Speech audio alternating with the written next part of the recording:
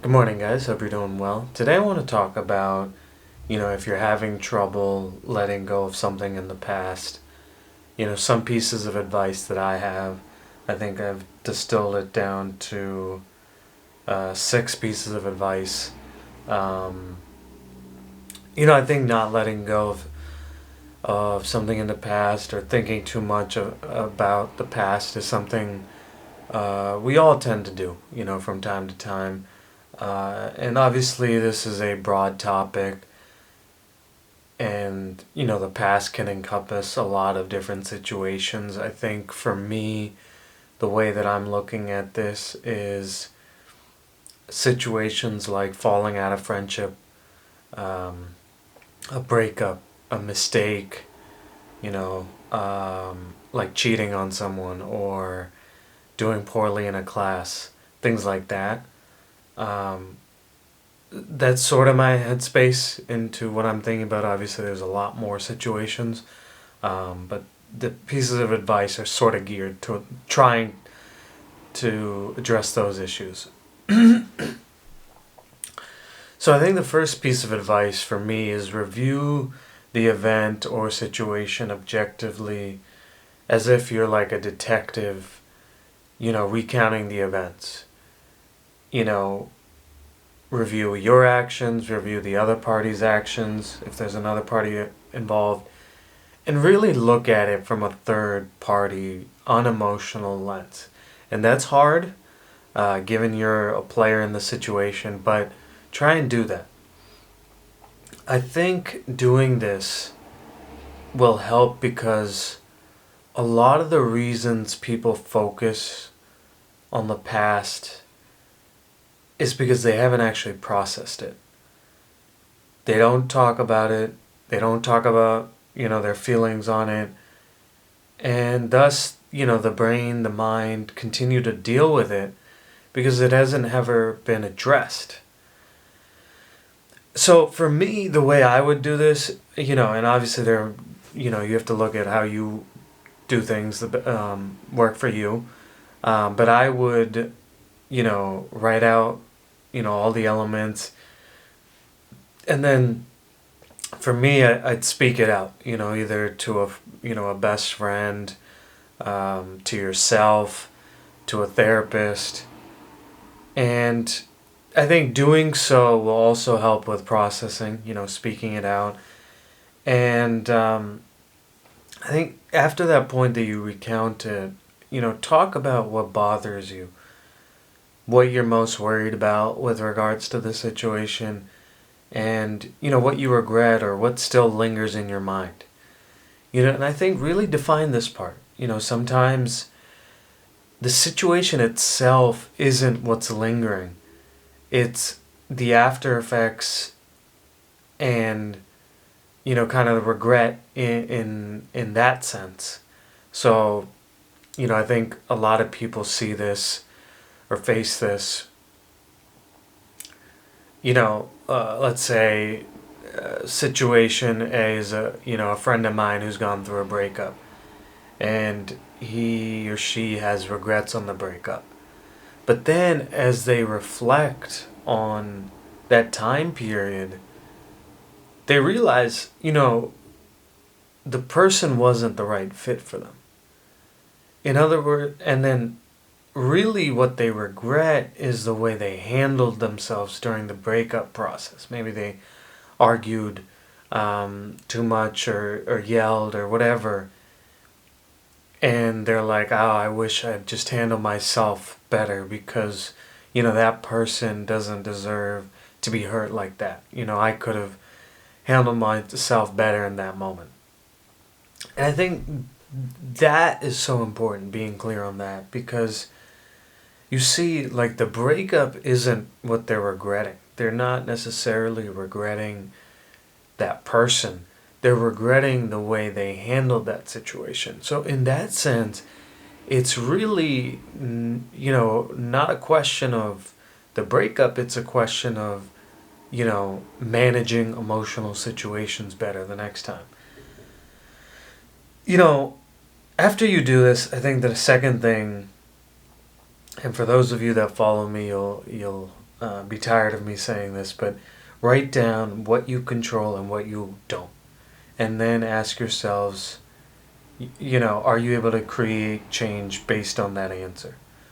So, for example, if you got a bad grade in school, in a class that happened 4 years ago, right, you can't change that. You most likely moved on, graduated from that school.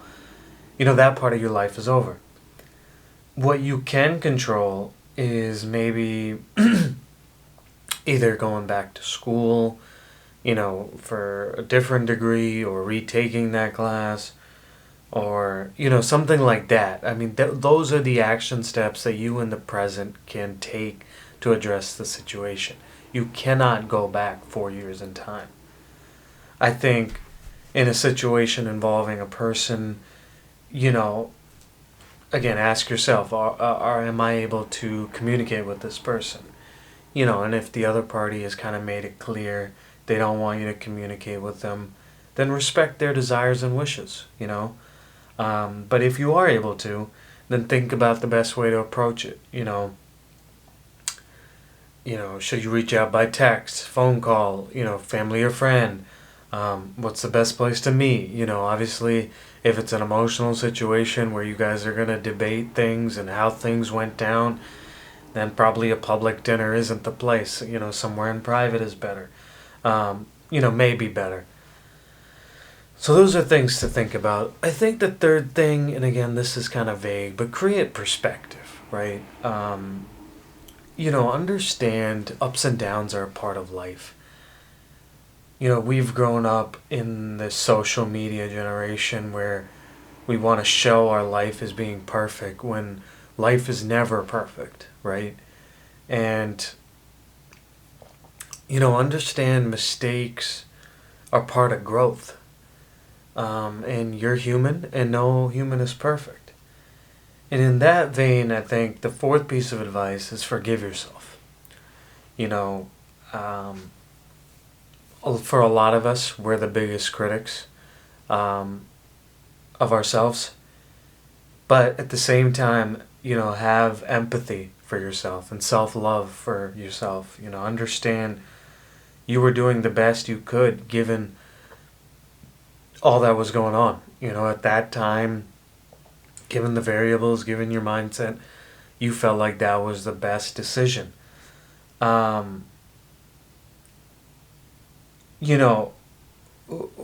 I say forgive yourself, that doesn't mean you suddenly condone your actions, right? If you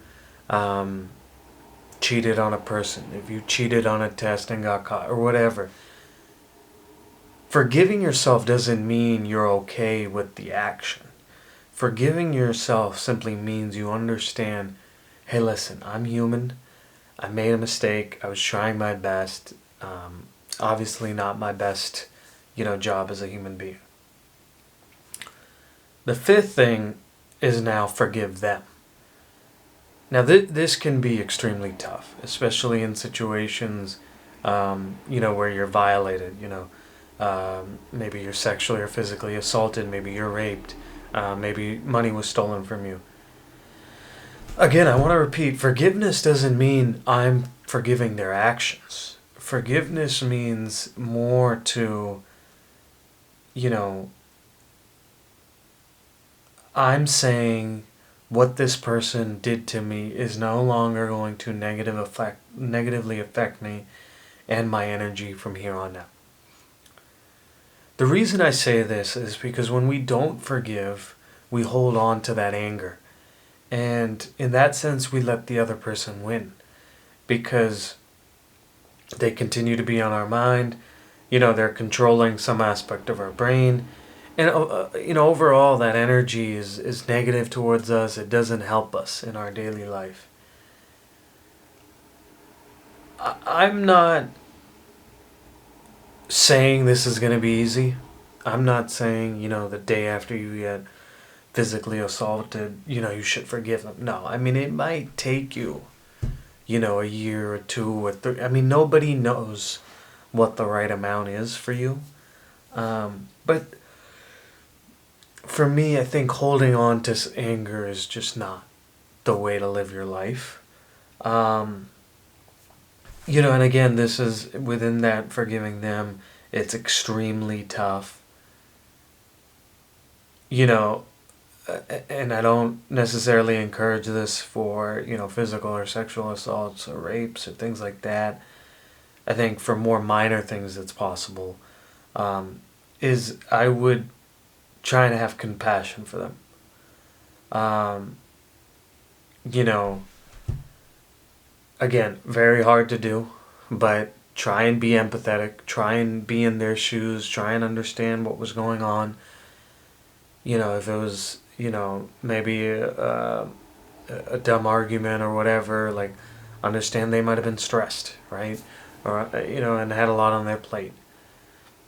Again, this aspect, I really, it has to be on the more to the trivial end. Like I said, for more of the serious issues, I really don't think you need to have compassion for someone that assaults you or something like that. And then I think the sixth thing is writing down what you've learned from this situation and how will you act in the future. Um, you know, this is more to, just stay accountable to your actions and what did you do wrong and making sure, okay, yes, you made this mistake, but let's not let it happen again. So, how are you changing your behavior? How has your behavior changed? You know, if it's, you're having trouble handling arguments, like, how do you want to handle arguments now going forward? I think the best way to show that you've learned from the situation is through the way you're living. Um, I hope this helps. I think it's an issue that we all deal with is thinking about the past and not letting it cloud our mind. And hopefully some of these 6 strategies helped you. If there's something, or if there's first off, if there's any feedback for me, let me know. And then if there's something that you do that I didn't mention, let me know as well. Happy to include that in a future video. Thanks, guys.